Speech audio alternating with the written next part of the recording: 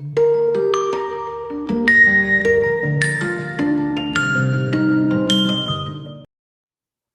everyone, this is acyuta-bhava from Nightlight Astrology. Happy Monday, everybody. Today we are going to take a look at Jupiter's upcoming ingress into the sign of Aries. This is a big change for Jupiter. Jupiter's been in Pisces and still has a ways to go in the sign of Pisces later this year. But this is a major transit for the year, and one of the ones that I have circled, obviously, as one of the bigger astrological highlights of 2022 overall, especially this early on in the month of May, because not only will Jupiter ingress into Aries, but then Mars enters Aries, and the two get into this conjunction toward the end of the month that is very powerful. We'll be visiting that separately. The point of today's video is to just take a look at Jupiter into Aries and give you the timeline for it, and also go backward in time and visit some of the previous eras that we've had, last two eras of Jupiter in Aries. And I'm going to share with you some biographical, journaling that has worked for me, and share some stories like that. Also, something you could take away and do to get a feel for what this transit might be like. We'll also look at some of the collective events that have happened that, broadly speaking, get at some of the themes that Jupiter in Aries tends to bring up. I'm not like, Richard Tarnas level historian or anything, but we can definitely see some themes in terms of what kinds of events popped up in, say, 2010 and 11, and going all the way back. If we go all the way back in time to the previous cycle, you're looking at, 1999 into 2000 was the other one. So at any rate, that's what we're going to do today. So if you're new to the channel, by the way, I always appreciate if you like and subscribe, share your comments in the comment section, helps the channel grow. Really appreciate it. Click the notification bell for updates after you subscribe, so you can get notifications when I go live.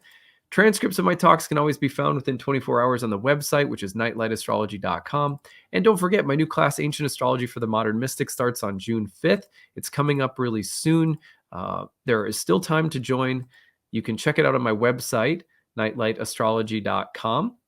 And once you get there, go to the courses page, click on the first year course page to learn more about it. If you have any questions about the course whatsoever as you're reading over the details, you can email me, info@nightlightastrology.com.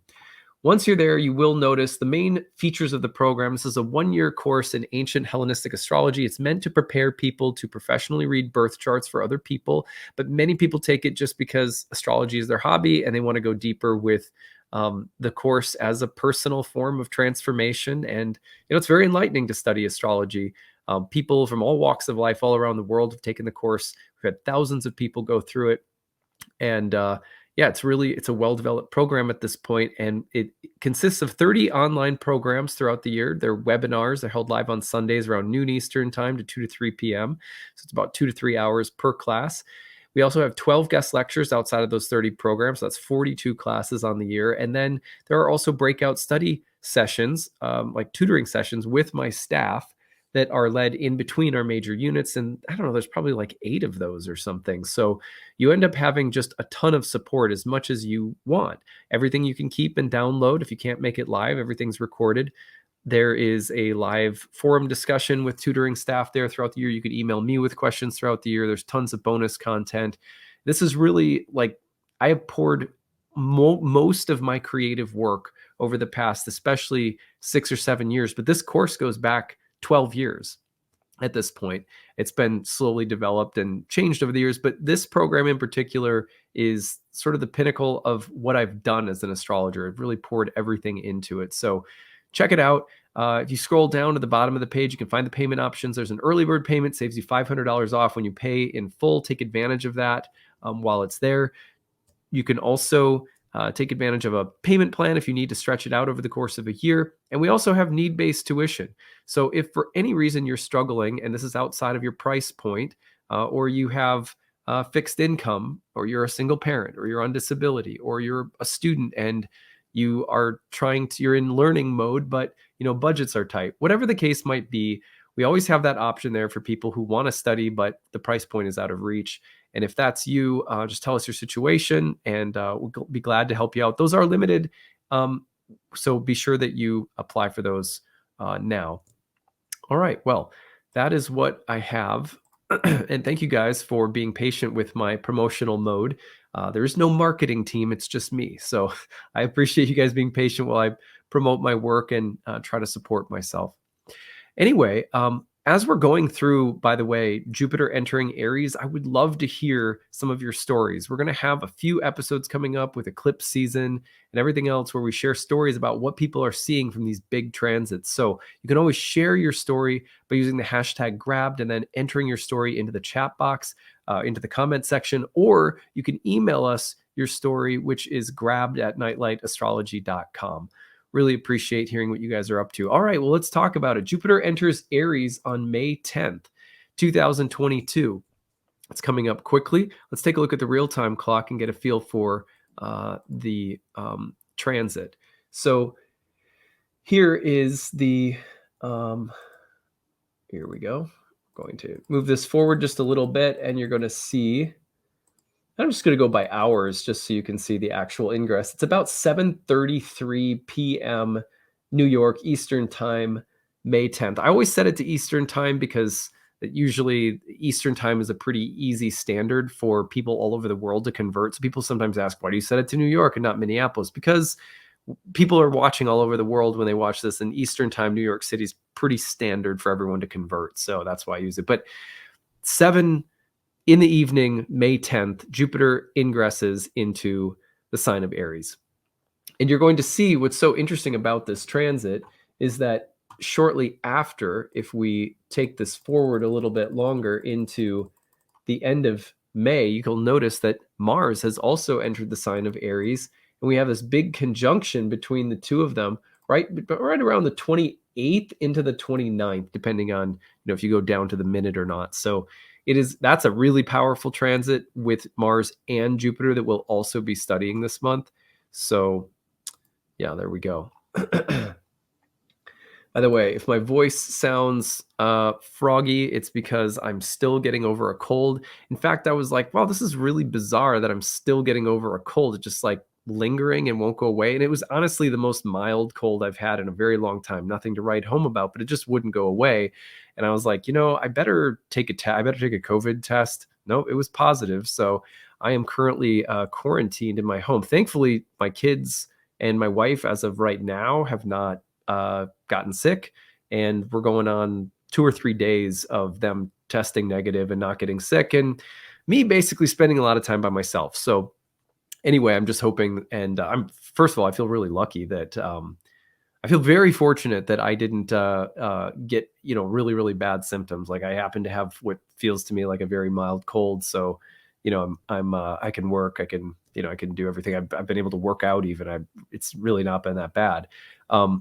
But not everyone's been as fortunate. My mom's partner was in the ICU, like on a ventilator or whatever, just a year ago, and my mom was like, my mom and dad got completely leveled by it at one point. So I'm feeling very fortunate, and I'm saying this also because people are like, you've been kind of sick for a while. I'm like, yeah, well, I just found out why.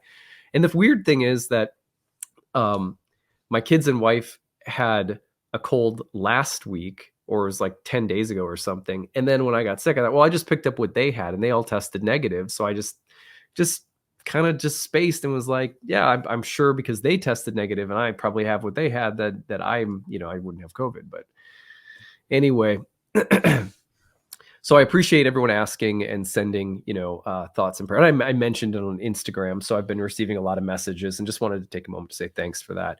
The reason I mentioned that's so interesting is that the last time that Jupiter entered Aries in my life back in 2010, I also got really sick. And Jupiter's at the very final degrees of Pisces about to push into Aries. And weirdly, in 2010, when that happened, I got super, super sick. Not like this. This is pretty mild, but anyway, it was just a weird parallel because Jupiter's about to also enter my 12th house, and things have this weird way of repeating in cycles. So I was just also paying attention to that and thinking that was interesting. And that is part of what I want to do today, is also teach you a little bit how to track these transits historically. So here are the periods. First of all, let's look at the periods where Jupiter's going to be in Aries this year. So you have Jupiter in Aries from May 10th to October 28th, 2022. That's our first chunk. And then retrogrades into Pisces, comes back into Aries December 20th, 2022, and stays there till May 16th, 2023. So, as as we're looking at these periods, our first big one here is between May 10th and October 28th. And that's when we can really expect to be working with this energy of Jupiter in Aries. But what I recommend at this stage, we're going to do several more videos on Jupiter entering Aries, but what I recommend at this stage to warm yourself up is to look at the previous Jupiter in Aries periods and notice what was happening in your life. So I'm going to give you some examples, both collectively and personally, that can demonstrate the way that transit tracking biographically works. And I think it's a very effective way. I teach all my students about this, of anticipating what kinds of energies and themes might come back up again. So previous Jupiter in Aries periods. Let's look back to the most recent two. Okay, so one was between June of 2010 and September of 2010, and then again January 2011 to June of 2011. So if you go back in time in your life and just broadly take note of what themes were prevalent at that time, what were you concerned with? What were you worried about? What were you joyful about? What kinds of challenges were existing in your life? What kinds of new things were getting started? What were the ups and downs and highlights of those periods? And just note them, right? And then if you know the whole sign house location of Aries, we'll be doing a horoscope for Jupiter entering Aries later. But for now, if you know the whole sign house that Aries is located in, then you can also note the potential connection of those themes and topics being prevalent with Jupiter and Aries in that whole sign house. So that's how I would recommend doing it. Now let's look, if we go back to June to September 2010 and January to June 2011, there are some events in the collective. And again, the point of this is not necessarily to make any mundane predictions. It's just to give you a feeling for notable events that were expressive of Jupiter and Aries from that time. Now, these are sort of USA centric, the prisoner of circumstance here. I'm just, notable things that I can remember during this time that really caught my eye when I did some research. So forgive me, because there's certainly a bigger world than just, the United States. And if anyone has any other really interesting events to share, please leave those in the comment section, because you'll illuminate and enlighten all of us beyond, my limitations. So one of the things that happened between those periods when Jupiter entered Aries, for example, was the first 24-hour flight by a solar-powered airplane.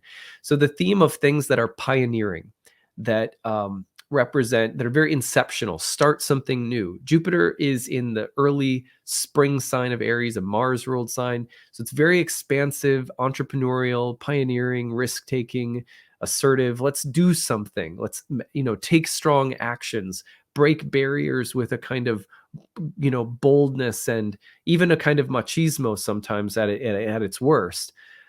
Also, remember that Jupiter is moving into a sign that exalts the sun. When Jupiter, the planet that is related to not only religion but also the law, enters the sign that exalts the sun, you sometimes see these referendums on authority figures, or you'll see, for example, in 2000 and in 2010 and 11, there were major WikiLeaks dumps that happened that brought up ethical concerns about Guantanamo Bay, the war in Afghanistan, and things like that. Not only that, but in 2011, in early 2011, there was the Arab Spring. I don't know if you could remember that, but there was a Tunisian, if I'm saying the country correctly, street vendor who, in protest to what restrictions that were oppressive that he was dealing with, set himself on fire as a demonstration.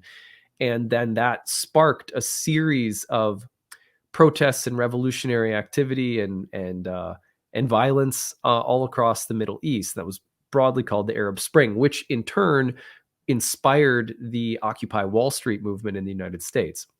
There's another period, one of these periods, and I forget which one, it might have been in the 90s, where Rage Against the Machine also shut down Wall Street by performing out in front of it. So it's really interesting the way that there are challenges to authority figures, or the questions about law and authority, law and government, because Jupiter represents law and order and That could be religious, philosophical, ethical, moral. All of those things are reflected by Jupiter. When it goes into Aries, you'll see contention or challenge to authority or to authority figures or institutions of authority that come up around what's ethical or not. So whether you are someone who loves the kind of thing that WikiLeaks does or you abhor it is not my point today. It's just this archetypally fits the bill, that things like the major dumps from WikiLeaks were happening. The Arab Spring happened, which fueled Occupy Wall Street. Osama bin Laden was killed. That happened. So a major moments of like military pride and sort of victory and things like that. This is the way it was touted, of course, here in the United States, is we killed this bad guy, And so this is very Jupiter and Aries. The other thing I think is really interesting is it's not always what happens while Jupiter is in Aries, but what's being seeded. So, for example, the Sandy Hook Elementary School shootings that didn't happen until I think it was early 2012. They actually were precipitated by the young man whose name was Adam Lanza, and his mental health crisis, his sort of in the biographical background of what led to that shooting, people cited the very periods where Jupiter had entered Aries, and he started expressing the desire when he graduated high school to join the military and was having major mental health crises that were starting to suggest that he was feeling like a failure and wanted to compensate for that at school by taking up like more violent tendencies, especially the desire to join the military. I think it's worth mentioning because the reason I mention is because that would lead to one of the deadliest school shootings in American history, but also because the combination of violence and school, Jupiter is associated with institutions of education, and you have Mars associated with violence. You go back to the previous period, and we're going to see that there's another instance of school violence that was defining of conversations politically, socially, and culturally around gun control, school violence, etc. Anyway, it's just interesting to note that shooter's mental health crisis and inclination toward military, guns, etc., all started happening while Jupiter was in Aries and he was about to graduate high school. Anyway, I know that's kind of heavy, but it's these are the Jupiter in Aries. One of the reasons I mention this is to illustrate the fact that Jupiter in Aries is not just about what it brings, it's about the seed that it starts planting. Aries, as that early spring sign, is often about, what intentions start growing, what new things are coming about, but oftentimes you don't see the final result of things that happen in Aries for a while. It's at the beginning of a 3-part series in terms of the zodiac, which concludes a whole season zodiacally. So cardinal signs are like that in general, tropical signs. So just keep that in mind, that there's things that are seeded. Now that's a terrible example of something that's seeded, but there are also many things that are seeded that are quite positive. For example, go back to Instagram launching. Now I've happened to be very thankful for Instagram because I really wouldn't have a business without it. So you may love or hate Instagram, and I totally get that there's different opinions about something like Instagram or social media, but that was something that just was getting started while Jupiter was in Aries. So things can get started that reflect that entrepreneurial spirit, or sometimes that, that inclination toward violence, like big violence. So it's just interesting to see the full lay of the land when you start studying transits historically and noticing the themes. And, and I'm sort of, it's easy for me to sit and pull out things, but I'm not trying to say this is a comprehensive list of the defining moments. They're just examples. So if you have examples too, please share. Now, after I do this, what I always do is I sit down and I look at my own biography. So what was happening in 2010 for me? Now, Aries is in my 12th house. That can be a very difficult place. It was called a place, all of the cadent houses were called metacosmios, which means they tend to be about liminal or transitional spaces. And the 12th house is often about difficult transitions. For example, the 12th house is associated with the labor pains that women go through before birthing a child. But nonetheless, the idea with the 12th house is usually that there's going to be a difficult gestational periods. They may lead to very positive things, but and Jupiter can bring good things out of them, especially because Jupiter tends to be a little bit more benefic, but you are still dealing with the nature of the 12th house. Well, in 2010, during a 12th house year, I left my job as a social worker, started working at a yoga studio, which was then served an eviction notice as I was the manager at the front desk. And then I was suddenly unemployed. So I was in between worlds, not like, this was a sudden, unexpected twist of fate. I got very, very sick. Interestingly, right at those final degrees, like I'm getting sick now. So it's just really interesting that you see some parallels. Hopefully, I'm not going to lose my job, but since it's my own gig, I guess less likely. I never know, but anyway, so I was unemployed. I got sick, and then I started my astrology business. So this very difficult transitional period came about where I left my job, started a new job. The new job fell apart. Suddenly, I was unemployed, got sick, and then started my astrology business all right in a row. In 2011, when it came back, I was sick again at the start of the year as Jupiter ingressed into Aries. Right as it did so, I got sick again. But I also ended up working with my wife on a yoga retreat for the first time. And that seeding moment would become the beginning of our marriage eventually, and also the beginning of our yoga studio and everything we've done together for 12 years. So, pretty powerful time. All right. Well, the importance of that is, again, just to understand, like, that's a 12th house. For me, that was 12th house Jupiter. So Jupiter can bring some good stuff into the 12th house. It's not out of the question. It was a transitional period that was very fruitful, but also very challenging and uncertain. Where is it in your chart? Look back to those periods and see what was going on, and see by whole sign house if you can identify any of the patterns. That gives you some hints about the period you're going into next. Do I know what's going to happen next? No. But I can already see some parallels. I'm getting sick, and my wife and I are cooking up some new things that we're hoping to do together in the next year as she's coming off a sabbatical. One of the things we've been wanting to do for a long time, but children and moving and all sorts of other things have come first, has been to cultivate our astrology and herbal medicine offerings together. Because as you guys saw last week, she's amazing. It's really fun to work with her. So it's interesting that another opportunity for collaboration is arising. Interesting. Aries happens to land in her 10th house of career. Well, the period prior to that was February of 1999 to June of 1999, and then again October of 1999 to February of 2000. So you had two periods between 99 and 2000 when Jupiter was in Aries prior to that. What was happening in the collective? Well, some really similar events. First of all, when it comes to challenges to authority figures, morality, legality, etc., Bill Clinton was impeached. The other thing that happened was the space shuttle Discovery docked to the International Space Station. It was a major moment of scientific, technological, space exploration, movement. You had a big moment of progress, is what I'm trying to say, and also the idea that there is like pioneering qualities, starting things that have, this is the first step in many like that. The transition from Pisces to Aries is like that. There's a lot of dreaming and hoping and wishing, and then there's implementing first steps when Jupiter enters Aries. You see that.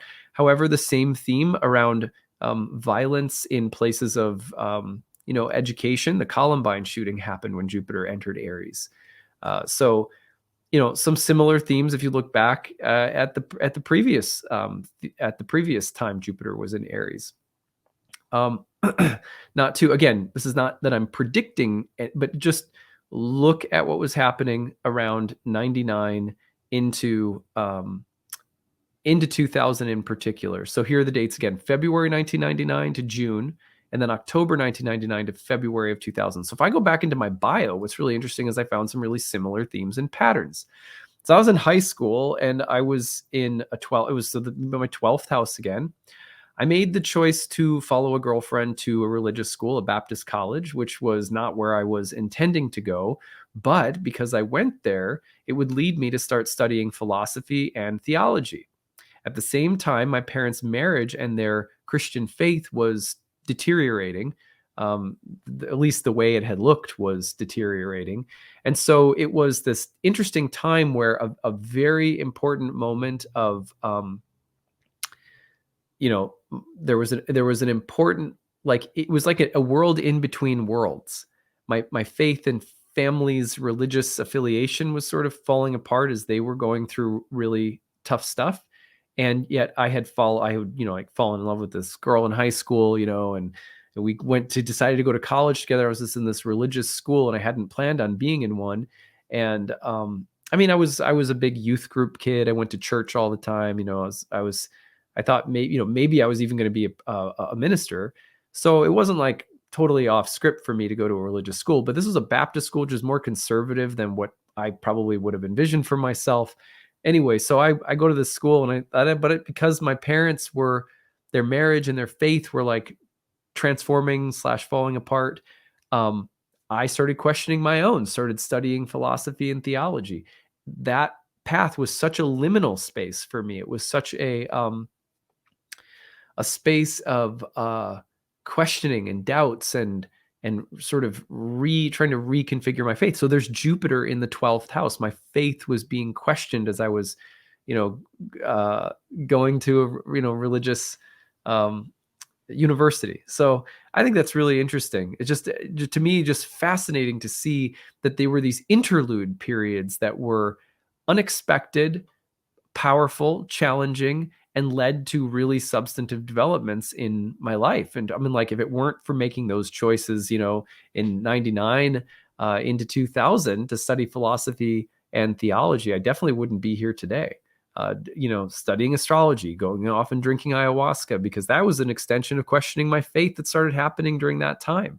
So it supplanted these seeds of, exploration for me in the 12th house that ended up being, they were definitely heavy, but good ultimately. So anyway, I share these with you, not to like sit here and, like, it's so important that you hear about my life, but because this is the kind of thing that I think if you hear someone else do, you can go back, and then if you know what whole sign house it's landing in, it really helps to take a look at those previous Jupiter and Aries periods. So let's review them one more time.